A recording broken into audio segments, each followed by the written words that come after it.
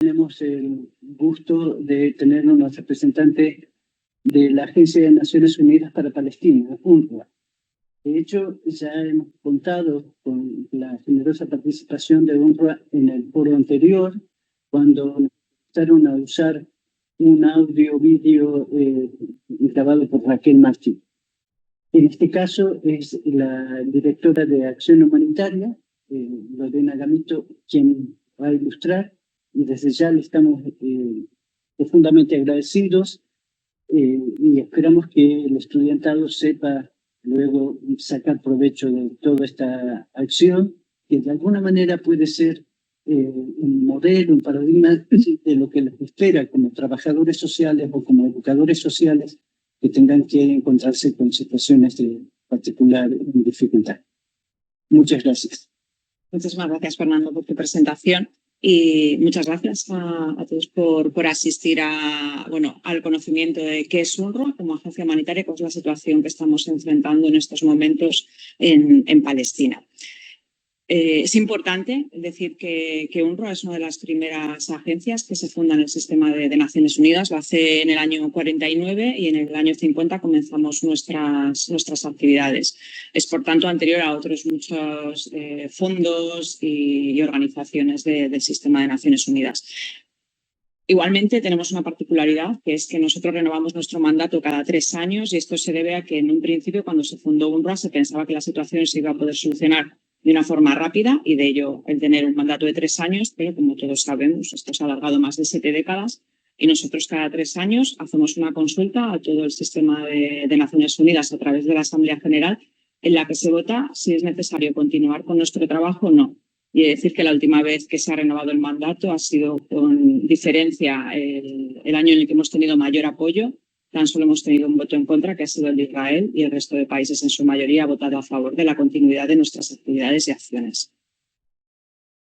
Nosotros trabajamos en 5 áreas concretas, que son las zonas en las que se desplazó la población, bien porque huyó, bien porque fue expulsada de la Palestina histórica y de lo que actualmente es el Estado de Israel, y son concretamente Líbano, Siria, Jordania y lo que conocemos como el territorio palestino ocupado o el Estado de Palestina, que incluye Gaza, Cisjordania y también Jerusalén Este. Nosotros trabajamos con 6,7 millones de personas en las distintas áreas. No todas ellas son personas refugiadas. Concretamente, 5,9 son personas refugiadas. Pero, debido a la situación que enfrentamos en las zonas en las que trabajamos, es necesario también dar apoyo a otros casos, como personas que están casadas con personas refugiadas. Nosotros necesitamos atender a esos maridos, a esas esposas, igualmente que a sus descendientes, que sí tendrán la condición de persona refugiada. Es por ello que nosotros atendemos a un número más elevado. Igualmente, en la Franja de Gaza, nosotros tenemos 1,8 millones de personas refugiadas, pero atendemos a los 2 millones que hay ahora mismo allí. ¿Por qué? Porque la situación así lo demanda, porque es una situación crítica y de crisis. Eso hace que en sitios como en Gaza o en Siria, debido a la guerra, tengamos una atención mayor que solo la limitación de las personas refugiadas. Como podéis ver en la pirámide de población, nosotros trabajamos con una población muy joven en la que la mayoría de las personas son menores de edad. El 17% están entre los 15 y 24 años, pero si miramos el número de población menor de 18 años, supera el 50% en todas las zonas. Y se espera que en 2028 el número de personas con el que trabajemos y atendamos será 7,3. Esto quiere decir que nuestra población aumenta porque tiene una tasa de natalidad bastante elevada, y a pesar de que nosotros empezamos trabajando con 700.000 personas, debido a que ha pasado más de 7 décadas, el número de personas que atendemos hoy en día es muchísimo más elevado. ¿Cuál es el mandato de UNRWA? ¿Para qué se nos encomienda? ¿Qué labor tenemos? Pues nosotros tenemos 3 pilares principales. Trabajamos por la dignidad de las personas refugiadas de Palestina en 3 ámbitos: el sanitario, el educativo y el de servicios sociales. Nosotros somos la operación más grande educativa en Oriente Próximo. Atendemos a más de medio millón de niños y niñas en nuestras escuelas. En muchos casos en escuelas, como es la situación en Gaza, online, o bien con espacios específicos generados, no como escuelas al uso como vemos aquí, debido a las crisis y a las situaciones de violencia que enfrentamos. También trabajamos en el ámbito de la salud primaria. Atendemos más de 7 millones de consultas al año. a través de nuestros centros de salud, principalmente con la salud materno-infantil, pero también atendemos enfermedades contagiosas y no contagiosas. Y luego servicios sociales, que es algo muy importante, porque dentro de este pilar incluimos el registro de esta población. Algo clave es tener a esta población registrada y que tengan acceso a los servicios que presta UNRWA, que se les reconozca a nivel internacional como personas refugiadas. Ese es uno de los principales trabajos de la agencia, porque en base a ese registro podrán adquirir muchísimos derechos. Igualmente, en servicios sociales atendemos a personas que tienen casos específicos de protección, como son mujeres víctimas de violencia de género, personas ancianas, personas con discapacidad. Damos atención mayor a todas esas casuísticas. Algo muy específico de UNRWA como agencia es que nosotros tenemos a más del 99% de nuestro personal local, es decir, que son personas refugiadas de Palestina las que están contratadas. Tan solo un porcentaje mínimo son personal internacional. Esta es una característica que no se cumple en el resto de agencias de Naciones Unidas, que normalmente contratan personal internacional y hacen colaboraciones con ONGs locales o con organismos locales. Nosotros no. Nosotros contamos con nuestro personal como personas refugiadas de Palestina, lo cual nos da una gran aceptación, porque al final nuestro personal vive allí y es también beneficiario de nuestros servicios, con lo cual están muy alineadas las necesidades que tienen con lo que nosotros prestamos. Aparte de estos tres pilares, el hecho de que trabajemos en zonas en las que hay situaciones muy críticas y con contextos muy diversos ha hecho que tengamos que ampliar nuestras acciones a situaciones de emergencia y de acción humanitaria. Esto supone que en algunos casos tenemos que distribuir alimentos, como explicaremos en el caso de la Franja de Gaza, que no solo por la situación ahora mismo de guerra, sino que anteriormente por el bloqueo también ya veníamos distribuyendo alimentos a más de 1,3 millones de personas. Distribución de kits de emergencia, como es el caso de Siria, donde ha habido una guerra y en el que la población se ha tenido que desplazar a distintas áreas, por lo opuesto, y nosotros hemos repartido kits de higiene, de ropa de invierno. Igualmente, la atención sanitaria de emergencias para aquella población que se desplaza y no hay centros de salud específicos en esa zona. Lo que hacemos es trasladar equipos sanitarios con clínicas móviles. El refugio, debido a las situaciones de desplazamiento, en ocasiones es necesario tener tiendas de campaña, como ahora mismo en la Franja de Gaza, pero también ayudar a reconstruir hogares, como en el caso de Siria o en el sur del Líbano. Y el apoyo psicosocial, que es una de las líneas que más ha trabajado UNRWA en la última década, porque debido a la continuidad y la cronicidad de los contextos en los que trabajamos, el apoyo psicosocial, especialmente en la población menor de edad, es muy necesario debido al nivel de trauma que enfrentan día a día. Es importante decir que nosotros en estas 5 áreas en las que trabajamos tenemos 58 campamentos de población refugiada. Estos campamentos son zonas que fueron cedidas por los gobiernos de los países en los que están ubicados entre los años 50, principios del año 55. Y todas estas áreas son de una dimensión geográfica muy reducida. ¿Por qué? Porque la población con la que contábamos en un inicio, como decía anteriormente, era de unas 700.000 personas. Entonces, la mayoría de ellos no tienen más de 1 kilómetro cuadrado. Yo creo que en el imaginario de todo el mundo están este tipo de campamentos con tiendas de campaña, como hemos visto, por ejemplo, en Grecia o en otras zonas con los que trabaja ACNUR, pero la realidad es que después de más de 7 décadas nuestros campamentos tienen un perfil muy diferente, porque pasamos de tener tiendas de campaña a barracones, a edificios sin ningún tipo de cimentación y con varias alturas, que es más o menos las imágenes que podéis ver aquí. Son como pequeñas ciudades. De hecho, en algunas zonas, como en el caso de Jordania, puedes estar en la ciudad de Amán y pasar a estar en uno de nuestros campamentos y tan solo notas que es una urbanización de un urbanismo peor y más pobre. Pero la realidad es que ya no tienen esa estética de tiendas de campaña que solemos tener en nuestro imaginario. UNRWA trabaja en un contexto muy crítico y especialmente en la última década. Estamos enfrentando en 4 de las 5 áreas en las que trabajamos situaciones muy específicas como son la ocupación del Estado de Israel en el territorio palestino ocupado, guerras como en el caso de Siria, escaladas de violencia como hemos visto en Líbano el año pasado desde el mes de septiembre. Al igual que todos los países del planeta hemos enfrentado una crisis de pandemia del COVID-19 que también ha afectado económicamente a toda la población con la que trabajamos. crisis económicas como la de Líbano, que es una de las crisis, según el Banco Mundial, más graves desde el siglo XIX, ofensivas militares continuas, porque ahora mismo podemos hablar de la guerra en Gaza, pero la realidad es que en los últimos 5 años, antes de que comenzase el 7 de octubre, eran recurrentes las ofensivas sobre la Franja de Gaza, o igualmente los ataques a Siria o al sur de Líbano, y son constantes en todos los territorios. Eso nos hace tener una situación crítica y mucho más volátil en la mayoría de las áreas en las que trabajamos y que por ello debemos de adaptarnos. Es importante tener en cuenta que es una persona refugiada de Palestina. Existe una definición de persona refugiada a nivel general, pero la realidad es que existe una definición específica de persona refugiada de Palestina. ¿Por qué se da esta situación? Porque la agencia UNRWA se funda antes que la agencia ACNUR, que todo el mundo conocemos, que es la que trabaja con el resto de población refugiada del planeta. Es decir, que nuestra definición es anterior. Concretamente, las personas a las que nosotros atendemos son las personas o sus descendientes que tuvieron que salir huyendo o fueron expulsadas entre el 46 y el 48 de lo que actualmente es el Estado de Israel, ¿vale? Y toda su población descendiente. Esto es importante. En ocasiones se nos dice que nosotros perpetuamos la condición de persona refugiada. Esto no es así. En el caso de ACNUR, que trabaja con el resto de poblaciones refugiadas del planeta, tiene una misma consideración. No hace un llamamiento específico a esta casuística de personas expulsadas de lo que hoy es Israel, sino por otros casos que se puedan dar, como en Colombia o en otras situaciones. Pero la realidad es que toda persona que tiene la condición de refugiada lo seguirá siendo hasta que la situación se solucione por la que se creó ese estatus. Y, por tanto, todas sus descendientes seguirán siendo personas refugiadas.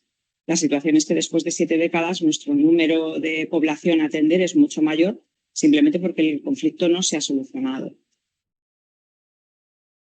Es importante hablar de la ocupación porque es uno de los mayores retos que tiene la agencia UNRWA en nuestras zonas de operaciones.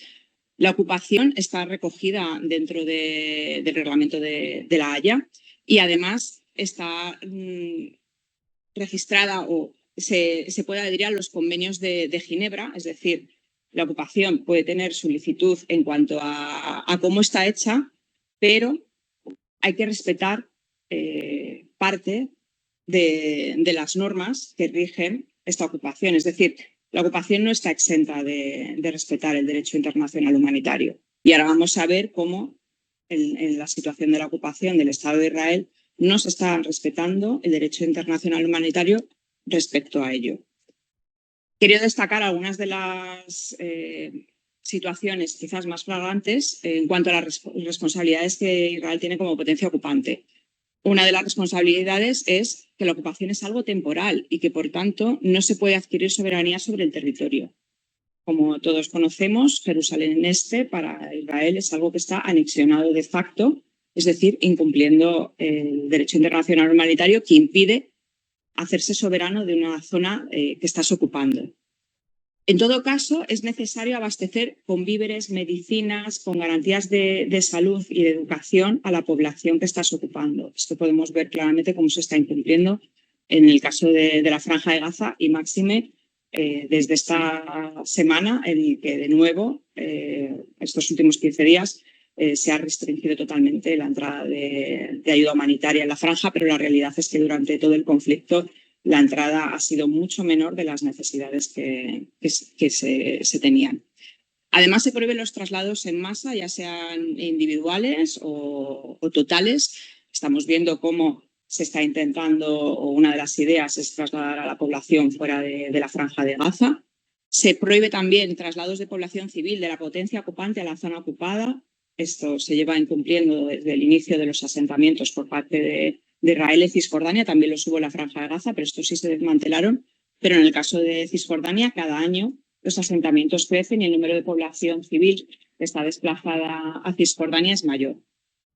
Igualmente, la potencia ocupante debe garantizar la seguridad y asegurar el orden público, algo que no sucede en Gaza ni tampoco sucede en Cisjordania, donde las incursiones militares y el nivel de inseguridad cada vez es mayor y además nos está permitiendo volver a la población a los campamentos de los que han sido expulsados durante los últimos meses.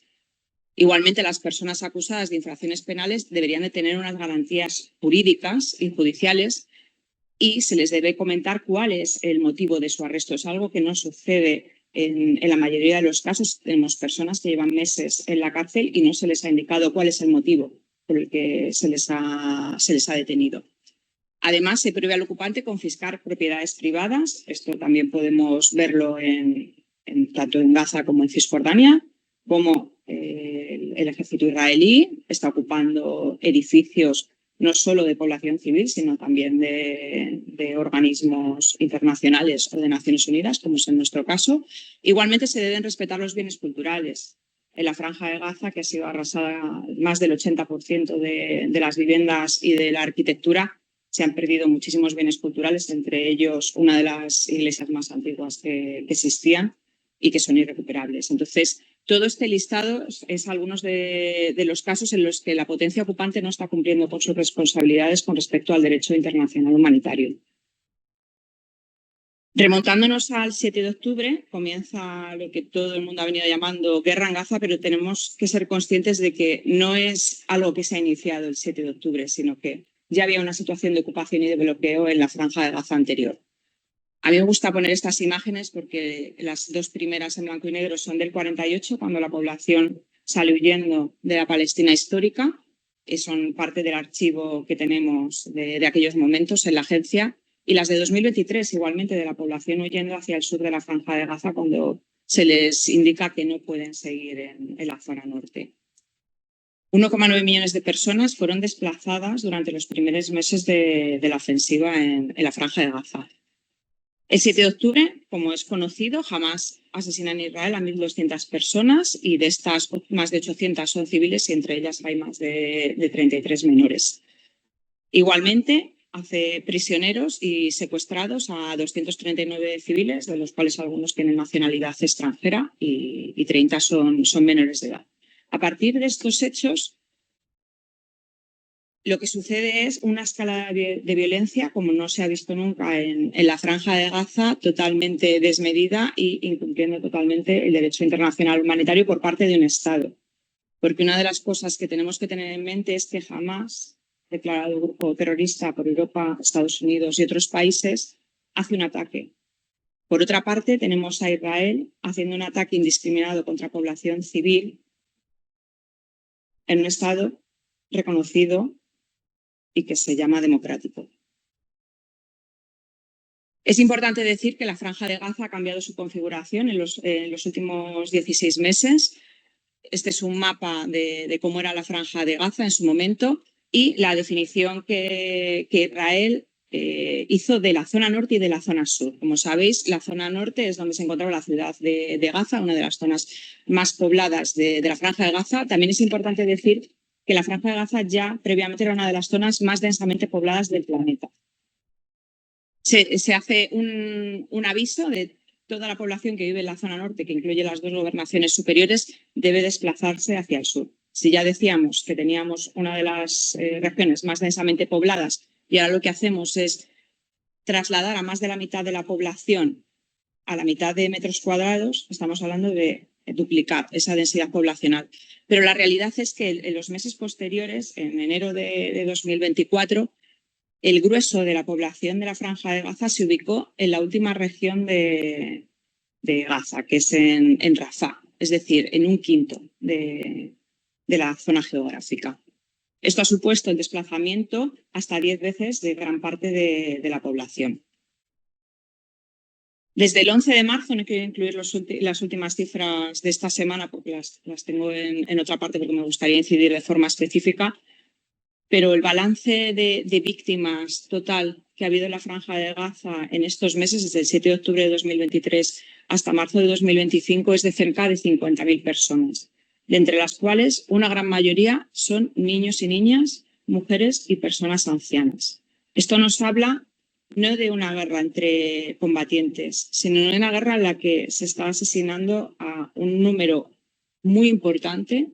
En muchos casos se ha dicho que más del 70% de población civil, de mujeres y de niños y niñas.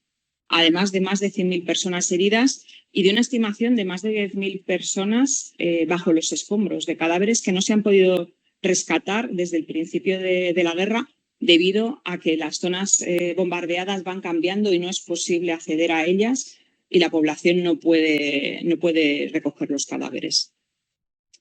Por otra parte, una de las cosas que ha sucedido en esta guerra es, dentro del no cumplimiento del derecho internacional humanitario y de la dejación de funciones de la potencia ocupante, es la vulneración de los principios humanitarios y de las inmunidades que tiene Naciones Unidas. UNRWA, como parte del sistema de Naciones Unidas, tiene unos edificios que mayoritariamente son escuelas, centros de salud, almacenes para prestar servicios a la población, ubicados desde hace décadas en la misma zona y además comunicados de forma diaria a las fuerzas israelíes para que sepan cuál es la ubicación. Pero a pesar de ello, hemos tenido numerosos ataques de forma directa o indirecta a nuestras instalaciones. Más de 805 incidentes y más de 700 personas han muerto en nuestras instalaciones que se estaban usando como refugios. No olvidemos que son escuelas mayoritariamente donde se ha refugiado la población. Además, decir que 275 compañeros y compañeras de UNRWA han sido asesinados durante estos meses. Esta cifra es la mayor de la historia de víctimas en el sistema de Naciones Unidas en una guerra. Pero no es que 275 personas sea un número elevado a día de hoy, sino que en los primeros meses del conflicto ya era el número más elevado. Es decir, hemos superado cualquiera de las cifras anteriores que se han dado en toda la historia de personas asesinadas de carácter humanitario, porque no podemos olvidar que todos nuestros compañeros y compañeras son personal humanitario que estaba atendiendo en la Franja de Gaza en situaciones pues, muy complejas. Esto sin mencionar pues, más de 300 personas también sanitarias asesinadas, los cientos de periodistas que también han perdido la vida en la Franja de Gaza. Algo importante durante este conflicto ha sido el hecho de que nosotros históricamente siempre en nuestras escuelas las convertimos en refugio cuando es necesario. En las ofensivas anteriores también lo hemos hecho. ¿Por qué? Porque son zonas amplias que tienen patios, tienen las aulas en las que se puede alojar gente y nosotros lo que hemos venido haciendo en la última década ha sido aumentar el número de escuelas preparadas para refugio, es decir, que tienen un número más amplio de cuartos de baño, tienen duchas, están acomodadas para convertirse en refugios. Nosotros teníamos preparadas 64 escuelas, pero nos vimos total y absolutamente superados en el inicio de la guerra. Porque estuvieran o no estuvieran preparadas, el hecho es que nosotros hemos tenido que tener 154 escuelas convertidas en refugio durante estos meses, acogiendo a más de 1,4 millones de personas. Decíamos que 2 millones era el total de la población. Pues 1,4 millones de personas estaban acogidas en nuestras escuelas y 500.000 se alojaban en las inmediaciones. ¿Por qué las inmediaciones? Porque ya era físicamente imposible caber dentro de nuestras escuelas y porque la gente tenía la sensación de seguridad estando en las inmediaciones de nuestros refugios. ¿Por qué? Porque históricamente en ofensivas anteriores sí se había respetado en gran mayoría las zonas en las que trabajaba UNRWA y no se habían bombardeado de forma directa. Esto es algo que no ha sucedido y la realidad es que como he mencionado anteriormente, muchas de nuestras escuelas se han bombardeado y ha fallecido más de 800 personas en ellas. La capacidad que teníamos prevista por escuela era de unas 2.500, 3.000 personas y hemos tenido un momento en el que la media era de 12.000. ¿Esto qué ha supuesto? Pues ha supuesto una sobresaturación total de los servicios y una gran dificultad para prestar las actividades que nosotros hacemos. La limpieza, la educación, la salud ha sido tremendamente complicada en estas situaciones con 12.000 personas por refugio. Actualmente contamos con 116 refugios porque tengo que decir que gran parte de nuestras instalaciones se han visto afectadas, pero lo que hemos intentado es habilitar algunas de las zonas para que puedan seguir sirviendo como refugios y en el día de hoy tenemos unas 148.000 personas alojadas en ellos. Esto se debe a que tras el alto el fuego mucha población volvió a las zonas donde vivían y ya no se alojaban en nuestros refugios. Cuando digo a las zonas donde vivían, todo el mundo nos imaginamos que volvieron a su casa. Y sí, volvieron a la zona donde estaba su casa, pero en su gran mayoría volvieron a la ruina. Prácticamente no hay ningún edificio en pie en la Franja de Gaza. Por otra parte, en cuanto a al aspecto alimentario, se ha repartido más de 1,9 millones de personas harina, porque la harina es la base de la alimentación en la Franja de Gaza. Se ha repartido también a las pocas panaderías que quedaban en pie y a las que se han ido rehabilitando en los últimos meses. Y además se ha dado alimentos a 1,7 millones de personas. Nosotros hemos repartido dentro de los refugios alimentos no perecederos, como pueden ser pues, el arroz, aceite, lentejas, para que la población pudiese cocinar. Y además decir que a pesar de la entrada de estos alimentos, nunca se han cumplido los mínimos para conseguir que la población estuviese por encima del nivel mínimo de calorías. Concretamente, el IPC, Acute Food Insecurity, durante todos los meses de la ofensiva ha calificado la situación de Gaza como una de las más críticas que se han valorado en la historia de esta organización, con niveles de crisis muy elevados y, de hecho, se ha hablado de hambruna en la zona norte de la Franja de Gaza.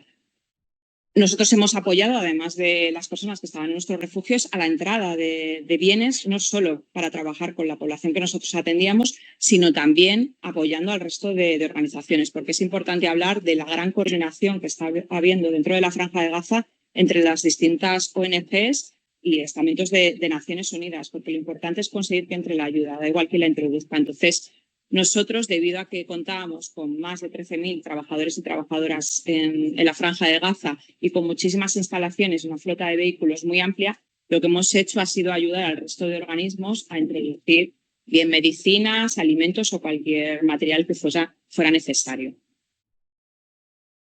Algo que se ha mencionado durante estos meses ha sido la falta de combustible y nosotros hemos hablado de cómo el combustible se está utilizando como arma de guerra. Puede que nosotros no tengamos claro cuál es la utilidad del combustible, salvando que es necesario para movilizar vehículos, por ejemplo, pero la realidad es que la falta de combustible afecta muchísimo al despliegue de la acción humanitaria en la Franja de Gaza. En primer lugar, como decimos, porque es necesario para los vehículos que van a llevar alimentos, medicinas y otros bienes a la población, pero además es necesario para poder sacar agua de los pozos. Recordemos que en la Franja de Gaza es difícil tener acceso a agua potable y salubre y es necesario sacar el agua de los pozos. Sin combustible no es posible. Igualmente es necesario para que las aguas residuales no salgan a flote o para recoger la basura, algo que ha sido muy difícil durante todos estos meses, puesto que la prioridad era transportar el resto de bienes y porque había que intentar ver de qué manera, con el combustible con el que se contaba, se podía dividir para las distintas necesidades. Una de las situaciones más dramáticas a las que nos hemos enfrentado es el hecho de que el combustible también es necesario para proveer de electricidad en los centros de salud y en los hospitales, y debido a la falta de combustible en algunas ocasiones ha habido que desconectar las incubadoras, lo que ha hecho que ha habido bebés que hayan perdido la vida debido a la falta de electricidad. Actualmente solo una de cada 10 personas tiene acceso a agua potable, a pesar de que todas las organizaciones están transportando agua potable para que se pueda beber, pero la dimensión de las necesidades es mucho mayor que lo que estamos pudiendo introducir en estos momentos. Los pozos de agua requieren el combustible que mencionábamos y, además de haber 60 pozos y 2 plantas desalinizadoras, muchos de estos pozos se han visto afectados por los bombardeos y actualmente, con el corte de electricidad que se ha dado en las últimas semanas por parte de Israel, las plantas desalinizadoras no van a poder funcionar.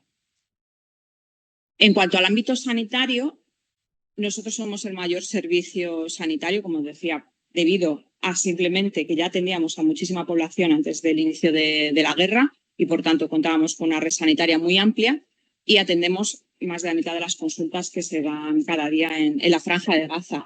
Nosotros contábamos con 22 centros de salud en 2023.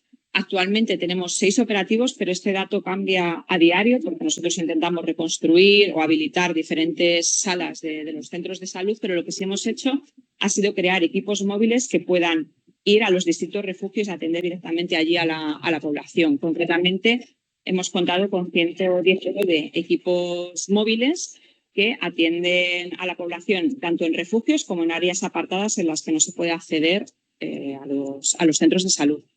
Es importante mencionar que se está haciendo una campaña muy importante en cuanto a vacunación para la polio, porque los últimos análisis que se realizaron en aguas indicaban que volvía a haber brotes, porque ya hubo una campaña previa a finales del año pasado, y junto con la OMS y con UNICEF se está trabajando en la vacunación de los menores de 10 años.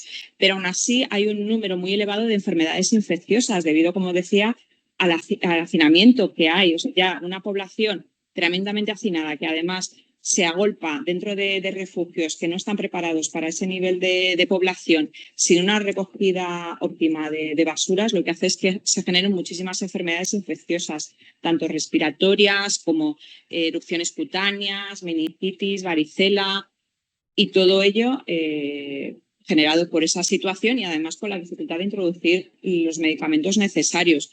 Durante gran parte de la guerra se ha impedido la entrada de ciertos medicamentos específicos, algunos de ellos los necesarios para poder evitar el dolor durante operaciones. Todos los analgésicos está prohibido que entrasen. Y por último, destacar el ámbito educativo. ¿Qué pasa con esos más de 660.000 niños y niñas que hay en la Franja de Gaza y que no han podido asistir durante 1 año y medio al curso escolar? Pues podemos hablar de una generación que no queremos decir que sea perdida, pero que podría perderse por la falta de acceso a la educación, especialmente de los más pequeños, que no han tenido la oportunidad de aprender a leer y escribir. Desde el 1 de agosto, lo que hemos hecho ha sido un programa que llamamos Back to Learning, que no es reanudar la educación reglada en las escuelas. ¿Por qué? Porque gran parte de nuestras escuelas se están usando como refugio, no tenemos la capacidad para poder acoger a todos esos menores, pero sí se están creando aulas específicas en algunos de nuestros refugios para que los niños y las niñas puedan comenzar a tener, vamos a decir, cierta normalidad educativa a través de actividades lúdicas y con las asignaturas principales, que en este caso son ciencias, matemáticas, inglés y árabe. Pero además estamos trabajando en la educación en emergencias online. Tenemos a cerca de 300.000 menores que a través de los teléfonos móviles, o sea, una de las ventajas de UNRWA al trabajar en contextos tan complejos es que esta no es la primera vez que nos enfrentamos a trabajar en crisis y en guerras. En Siria ya habíamos probado el sistema educativo online y en el caso de la Franja de Gaza lo estamos haciendo a través de los teléfonos móviles, que es lo único con lo que se puede contar, porque no hay ordenadores, ni tablets, ni nada disponible, pero sí hay teléfonos móviles y a través de ellos se ha creado una aplicación en la que se puede trabajar junto con las familias para retomar ciertas asignaturas y ciertos contenidos, y nuestro profesorado está trabajando online a través de WhatsApp y otras plataformas para poder resolver dudas. Mencionar además una de las dificultades mayores, y es que tenemos más de 35.000 menores que han perdido a uno o a dos de sus progenitores. Esto supone un riesgo muy grande para estos menores, porque además sabemos que las familias en la Franja de Gaza son muy extensas. Normalmente lo que sucedía es que si perdías a tus padres, pues tenías tíos, tenías abuelos. En una situación como la que enfrentamos ahora, muchos menores han perdido a toda su familia. No solo familia cercana, sino la familia extendida, incluso a vecinos con los que podían tener relación por el gran desplazamiento que ha habido. Entonces nos encontramos con muchos menores que están cuidando de sus hermanos más pequeños y que no tienen a nadie de referencia adulto. Entonces estamos intentando hacer ciertos programas para ver si podemos encontrar personas de confianza que fueran de su red anteriormente a la guerra, para que puedan hacerse cargo de forma responsable de estos menores.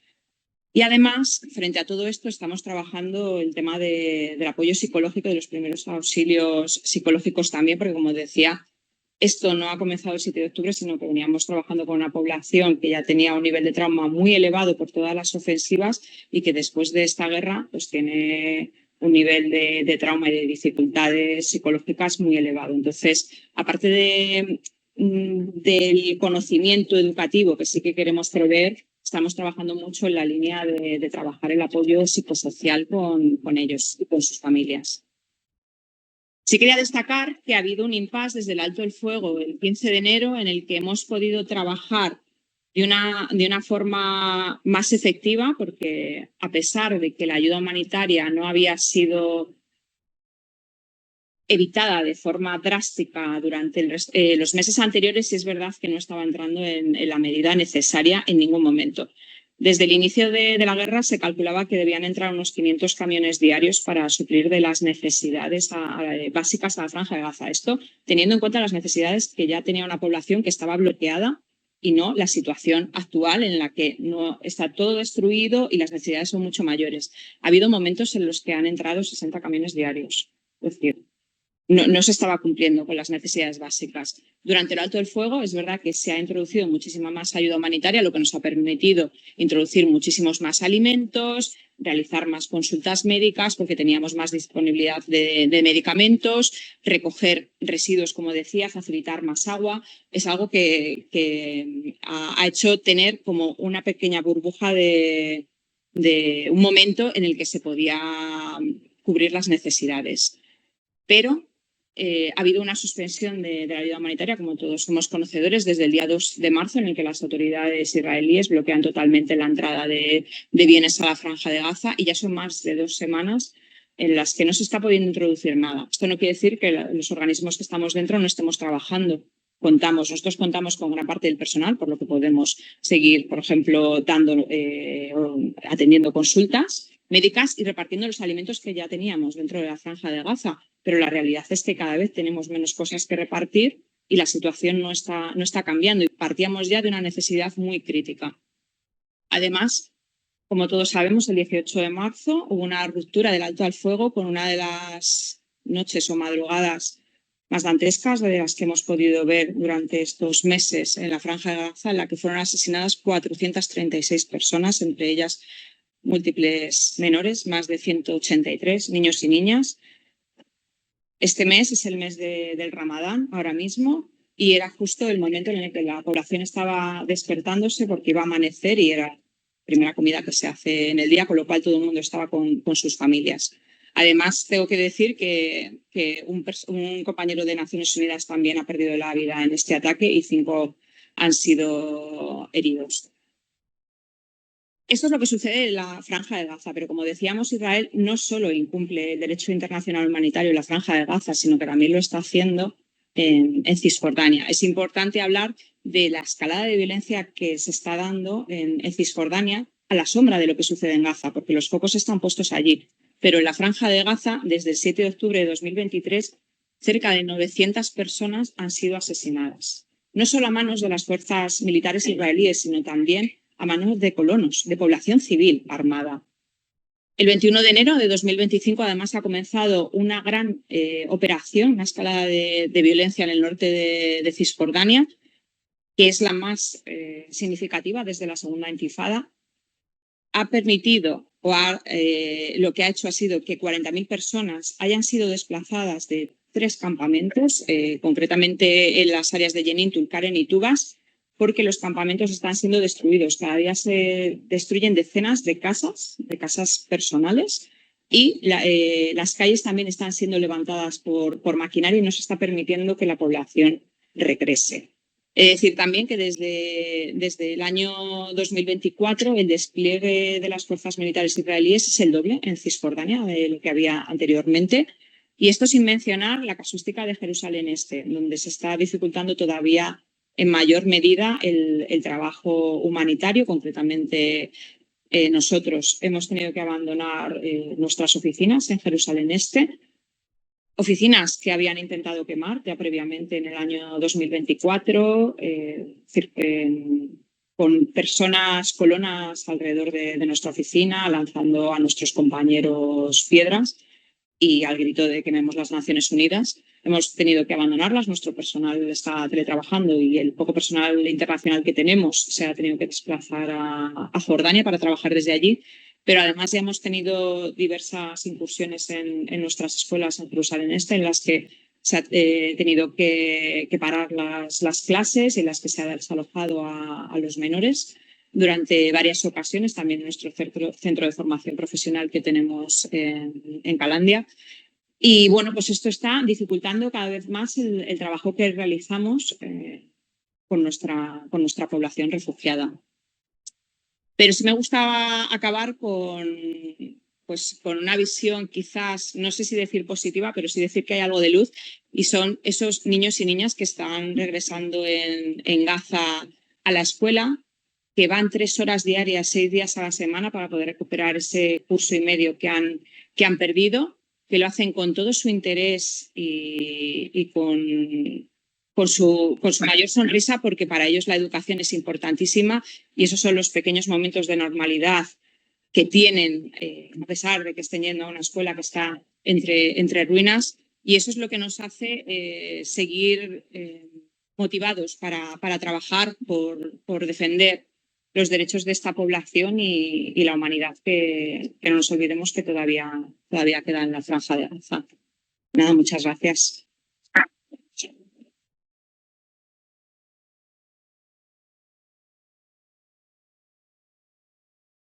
Cualquier duda, consulta, también deciros que voy a dejar unos panfletos para que conozcáis más pues a la agencia.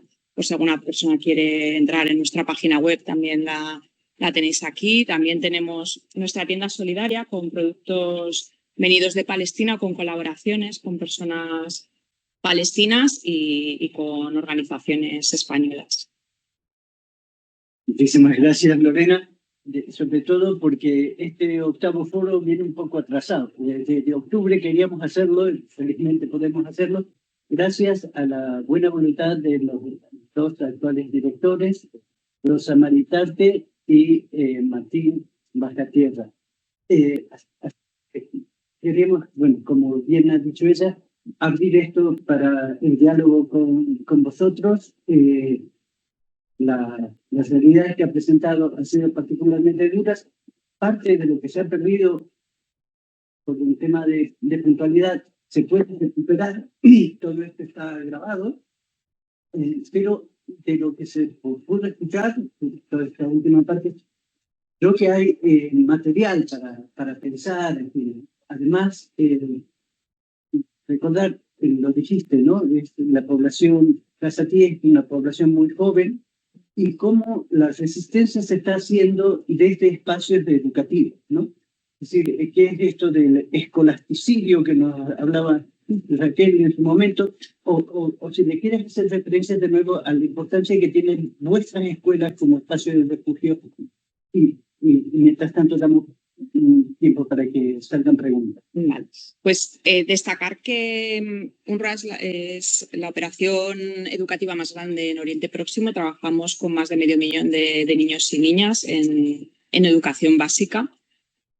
Tengo que decir que la educación para la población palestina es uno de sus bienes más preciados, y así lo demuestran a diario. Tengo que decir que además se ve en las notas. Pongo el ejemplo de Siria, que durante los años de la guerra la población palestina fue la que sacó las mayores notas, con las dificultades que estar en plena guerra suponen. Pero para los padres y madres es algo inalienable, diría. Es algo que valoran sobre todo, y es muy reconfortante hablar con los menores cuando vas a Palestina y ves la importancia que le dan a la educación, que quizás aquí la damos por sentada y muchas veces, bueno, pues parece que es algo más, pero cuando la tienes en riesgo, realmente la aprovechas y sabes que es tu herramienta para conseguir un futuro mejor y un desarrollo humano adecuado.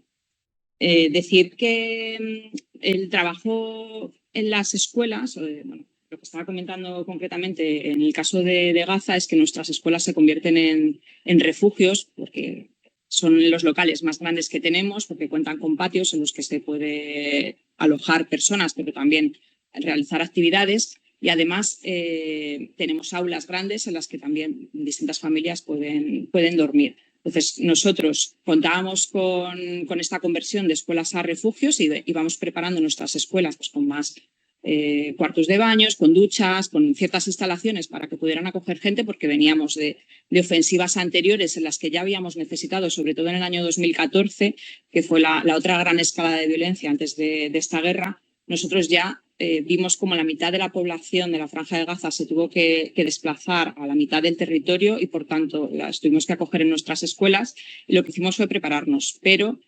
nada nos hizo prever el nivel de violencia que iba a haber con esta guerra, y tuvimos que convertir 154 de nuestras escuelas en refugio, superando totalmente los niveles que teníamos previstos de unas 3.000 personas de media, pues se convirtieron en 12.000 personas acogidas en cada una de nuestras escuelas. Mencionaba que 1,4 millones de los 2 millones que viven en la Franja de Gaza estuvieron acogidos en nuestras escuelas. Imaginad lo que es eso. Son personas hacinadas, durmiendo 7 u 8 familias en el mismo aula, una situación tremendamente crítica y con una ayuda humanitaria que no cumple las expectativas porque no se puede introducir en la medida necesaria. Perdón. Es una publicidad.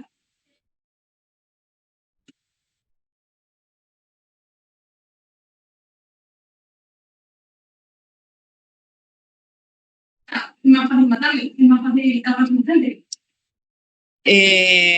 A ver, normalmente, es que es verdad que esto creo que habéis llegado más tarde, se supone que los edificios de Naciones Unidas tienen una característica que es la inviolabilidad que se les da, es decir, que son zonas que no pueden ser atacadas, ¿vale? Entonces, nuestras escuelas, como parte de edificios de Naciones Unidas, no deberían de ser atacadas. De hecho, en ofensivas anteriores siempre se han convertido en refugios. Son zonas en las que el ejército israelí conoce perfectamente, edificios que están designados, se les pasa las coordenadas todos los días y no habían sido atacadas. Entonces, nada nos hacía esperar que fuesen un target directo. En este caso, sí han sido atacadas durante esta guerra, pero es verdad que la población aún así ha seguido viniendo a nuestras escuelas porque dentro de poder refugiarse en sus hogares o venir a nuestras escuelas pensaban que había una pequeña diferencia, que quizás no se ha notado tanto durante estos meses, pero entre atacar una zona que no está designada y una zona designada para Naciones Unidas, pensaban que tenía cierta seguridad. Antes he mencionado que dentro de nuestras instalaciones han sido asesinadas 800 personas. Es un número muy elevado, pero no es comparable a lo que ha sucedido fuera de nuestras instalaciones. Entonces, si tuviésemos que sopesar, sí hay una mayor protección dentro de nuestras instalaciones, pero la realidad es que no ha sido la protección que se esperaría bajo el derecho internacional humanitario y bajo las convenciones de Naciones Unidas en las que estos edificios no deberían haber sido atacados porque nosotros acogemos a población civil y la población civil no debería haber sido atacada en este conflicto. Pero ya hemos visto que cerca del 70% de las personas que han sido asesinadas han sido mujeres y menores, es decir, no combatientes. No sé si te he respondido. Sí, gracias. No. Y Martín. O Martín.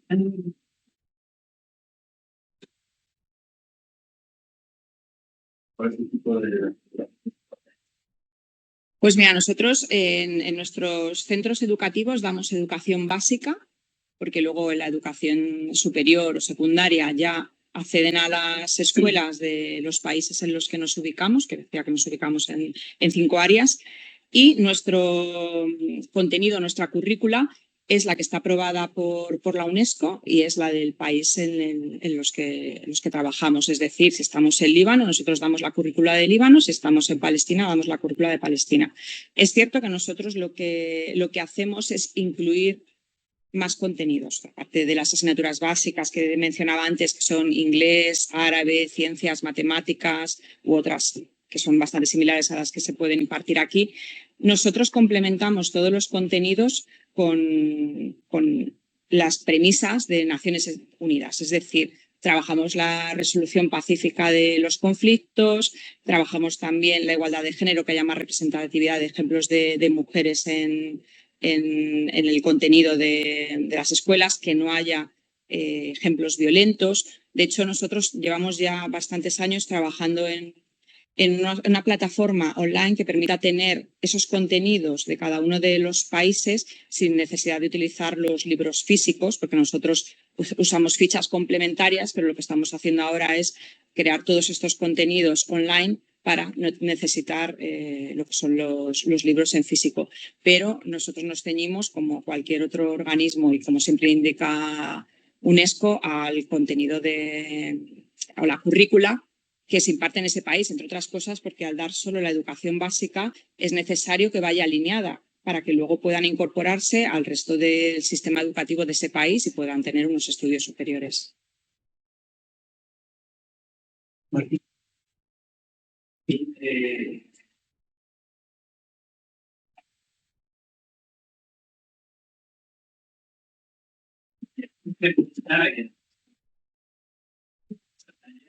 Que no solo que perspectiva de la guerra,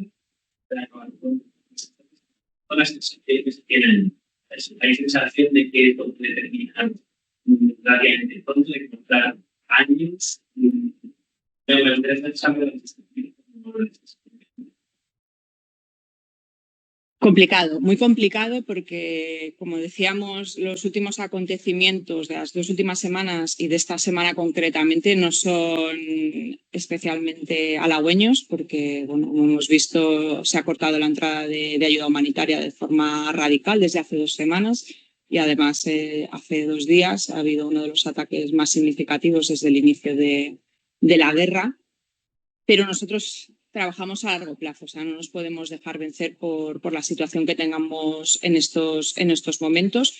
Nos gustaría que la presión internacional llevase a un momento en el que haya un diálogo y sobre todo haya un alto al fuego, que es lo que llevamos pidiendo desde el principio y que es lo más necesario, alto al fuego y además entrada incondicional de ayuda humanitaria. Esto para respetar el derecho internacional humanitario, porque la necesidad es que la ayuda humanitaria entre sin ningún tipo de restricción para la población que hay en la Franja de Gaza.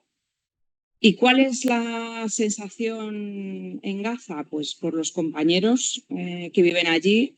La verdad es que el alto al fuego ha sido tremendamente esperanzador porque tengo que decir, claro, que después de 15 meses de conflicto y un conflicto tan cruento como el que hemos visto, pues los ánimos no siempre han sido los más altos, especialmente también para nuestros compañeros que mencionaba antes, que 275 de ellos han sido asesinados. Es muy duro tener que trabajar, porque tengo que decir que de las 13.000 personas con las que nosotros contamos en terreno han estado trabajando de forma incansable, a pesar de que están viviendo la misma situación, a pesar de tener que dejar a su familia y no saber si al final del día van a volver a verla, pero incansablemente han estado trabajando porque saben que ese trabajo es necesario y sobre todo que beneficia a sus vecinos, a toda la población y a la sociedad con la que están. Nos gustaría pensar que a largo plazo hemos visto, después de más de 7 décadas que llevamos trabajando en la zona, hemos visto pues, múltiples guerras y conflictos. Nos gustaría pensar que somos capaces de solucionar esto y que la comunidad internacional va a remar a favor de la paz y de una desescalada de la violencia, pero es cierto que hasta la fecha los intentos no han sido todos los fructíferos que nos hubiera gustado, pero es algo en lo que no podemos dejar de creer, entre otras cosas porque si no lo hacemos, todo el sistema de valores que defendemos lo estaríamos dejando de lado. Entonces, nosotros tenemos que trabajar bajo esa premisa y por ello nosotros ya tenemos planificado qué va a pasar si la situación mejora, qué sucederá si nos mantenemos en la situación actual durante meses. Tenemos que trabajar con todos los escenarios. Y como esta facultad se forma, es que tiene trabajador, trabajadora social y desarrollo de la social, que han mencionado hacia el pasar cómo afecta esto particularmente a la población infantil. Y sinceramente han mencionado algo de los primeros auxilios psicológicos, del apoyo psicosocial. Quería pedir que si pudiera ampliarlo un poquito. He tenido oportunidad de escuchar una poetisa que es tercera generación de mexicanos palestinos, Patricia Arás, y ella en alguna ocasión fue confrontada en una entrevista ante la pregunta de qué enseñarse el hombre. Ella tuvo una buena un poema diciendo las enseñanzas. Se pudieran dar algo similar a las chicas que les sepan de los chicos, que constan de sí, lo que emocionan tanto la confianza. Sí. Sobre todo cuando hay tanto.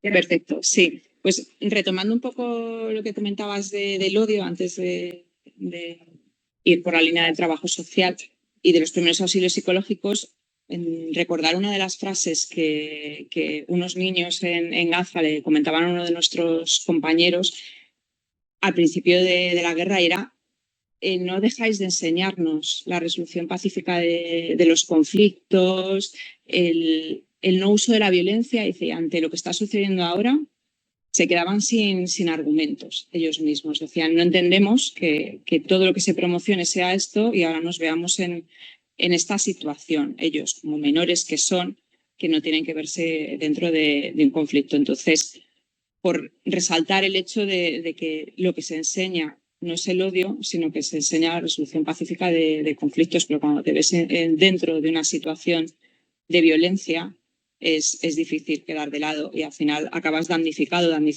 en cuanto al trauma que esto te va a generar. Y eso me lleva al tema de los primeros auxilios psicológicos. Nosotros, como decía, la Franja de Gaza, que tiene una casuística en la que de forma recurrente hay ofensivas, hay escaladas de violencia, desde hace más de una década venimos trabajando muy de cerca el apoyo psicosocial a la población.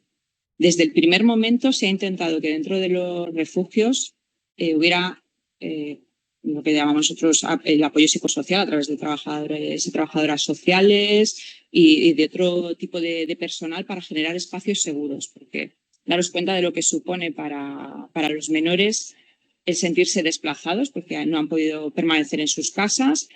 En algunos casos han perdido a sus familiares, necesitan un pequeño espacio en el que puedan sentir cierta normalidad. Pues eso es algo que desde el primer momento se ha valorado y se ha intentado que al menos una de las aulas en cada uno de los refugios estuviese destinada a ello. ¿Qué hemos hecho?